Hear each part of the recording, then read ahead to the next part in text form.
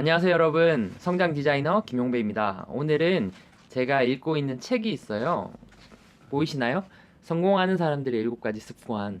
예전에 읽었었는데 최근에는 좋은 책들 다시 한 번 더 읽고 있거든요. 읽다가 좋은 구절이 있으면 여러분들이랑 함께 나누려고 합니다. 앞으로 챕터별로 하나씩 올려보려고 합니다.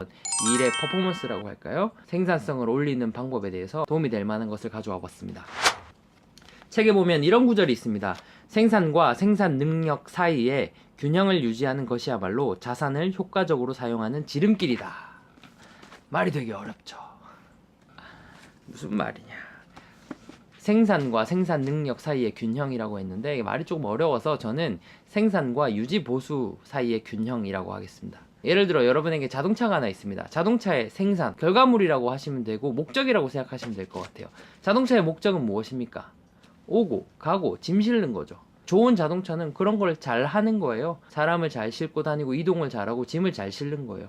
그러면 자동차로서 어떤 생산, 퍼포먼스를 잘 내는 거겠죠. 결과물을 잘 내는 거겠죠.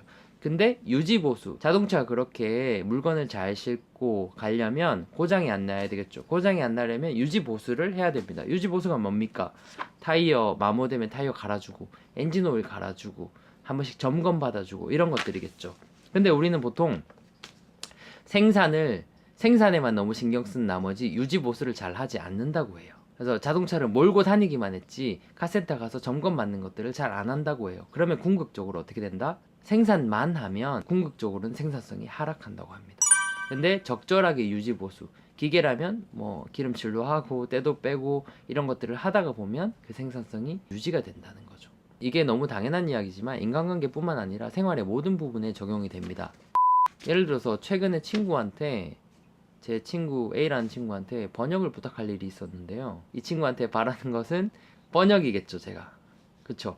근데 만약에 그 친구와 제가 평소에 연락도 하나도 없고 뭐 한 번도 안 만났는데 갑자기 만난 지 뭐 1년, 2년 넘어가는데 갑자기 카톡으로 띡 저기 A야 미안한데 내가 급해서 그런데 혹시 이거 한 30페이지 정도 되는데 이거 번역 좀 부탁해도 될까?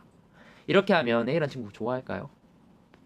안 좋아하지 않을까요? 만약에 A가 너무 착해서 그렇게 연락 한 번도 없다가 부탁을 했는데 또 들어줬어. 한 번은 들어줄 수 있어요. 근데 제가 다음에 또 그 짓을 해요. 갑자기 고맙다 다음에 꼭 한번 만나자 라고 해놓고 또 연락 안 하다가 갑자기 또 번역할 일이 생겨서 부탁을 해요. 그러면 그 친구가 내가 해줄게 라고 할까요? 절대 안 하죠. 그쵸? 뭐 2번은 해줄 수 있습니다. 3번은 거의 불가능하죠. 여기서 유지 보수는 뭘까요? 평소에 연락하는 거예요. 잘 지내니? 만나면 제일 좋고 꼭 만나지 못하더라도 평소에 전화로라도 연락을 한다면 아마 그 친구가 저를 도와주는 것에 있어서 기쁘게 해주지 않을까요? 관계에 있어서도 서로 도움을 주고받는 생산을 유지하려면 서로 안부를 묻고 만나고 서로에게 관심을 가지는 유지 보수의 시간들이 꼭 필요하다는 거죠.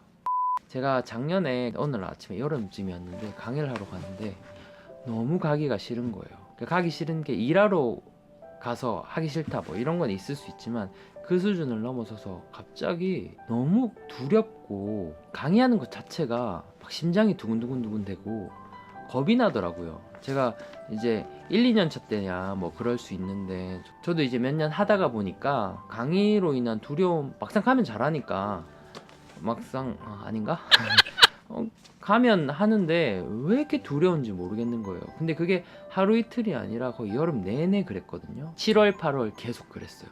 사실 강의하러 가면 학원 강의 같은 경우에는 학생들이랑 관계도 너무 좋고 학생들 너무 진짜 좋은 사람들이고 서로 배우는, 나도 가르쳐주지만 학생들한테도 배우는 관계여서 가면 너무 좋고, 기업 강의 같은 경우에는 너무 좋고, 근데 왜 그렇게 가기 싫을까 라는 생각을 했었는데 모르겠어요, 이유를. 그래서 이게 말로만 듣던 우울증인가? 그 생각이 들었거든요. 그래서 제가 이러면 안 되겠다, 나 넘어가겠다라는 두려움이 들어서 일을 조금 줄이고 저 개인적인 시간들을 조금 갖기 시작했어요. 이쁜 카페 들어가서 멍 때리고 있는 거예요. 카페 가서 사람 구경도 하고 운동도 시작했어요. 복싱도 하면서 또 거기서 복싱하는 체육관에 있는 사람들이랑 대화도 좀 나누고 관장님이랑 맨날 야구 이야기하면서 좀 놀고, 이렇게 한 2-3달 하니까 컨디션이 좀 올라오더라고요. 이제는 강의 갈 때 두렵지가 않더라고요. 그때는 그냥 그런가 보다 했었는데 이 책을 읽으면서 이게 뭐였나 딱 깨달아졌는데, 저는 저 스스로에 대한 지적으로 어떤 능력에 대해서 의구심이, 컴플렉스가 매우 컸습니다. 내가 빨리 더 많이 배워야 하고 빨리 잘 해야 되고, 책이나 뭐 논문, 강연 같은 것들 계속 들었고, 조급함들이 많아서 늘 쫓기는 기분이었어요. 그래서 집에서 쉴 때도 쉬면 불안했거든요. 내가 이 시간에 뭔가 해야 되는데, 뭘 배워야 되는데, 하다못해 책이라도 하나 읽어야 되는데 라는 생각에 너무 불안한 근 몇 년을, 뭐 한 4, 5년 정도를 보냈습니다. 저는 강사니까 저에게 생산은 뭐 강의하는 것이겠죠. 그 강의하는 것만 하다 보니까 유지 보수의 기간이 없었어요. 쉬거나 뭐 친구를 만나거나. 저 한 달에 거의 술을 한번 먹을까 말까거든요. 계속 일하다 보니까 저도 많이 지쳤던 것 같아요. 쓸모없는 시간, 쓸데없어 보이는 시간들을 보내고 나니까 다시 강의하고 싶어지더라고요. 생산성이 올라가더라고요. 생산하는 것도 중요하지만 유지 보수하는 것이 매우 중요한 것 같습니다. 여러분 삶에도 한번 적용을 해보시면 좋을 것 같습니다. 내가 지금 하고 있는 일이 너무나 힘들거나 내가 지금 맺고 있는 관계가 좀 문제가 있는데 뭐가 문제인지 잘 모르겠는 분들은 그 관계가 주는 이점, 뭐 결과물에도 집중을 하면 좋지만 그 이전에 유지 보수, 그 관계나 그 일에 대해서 충전하고 채워가는 시간들이 좀 필요하지 않을까 싶습니다. 그래서 나만의 어떤 유지 보수할 수 있는 시간을 좀 만들어 보시면 여러분의 생산성이 훨씬 더 올라가지 않을까 싶습니다. 네, 지금까지 들어주셔서 감사합니다.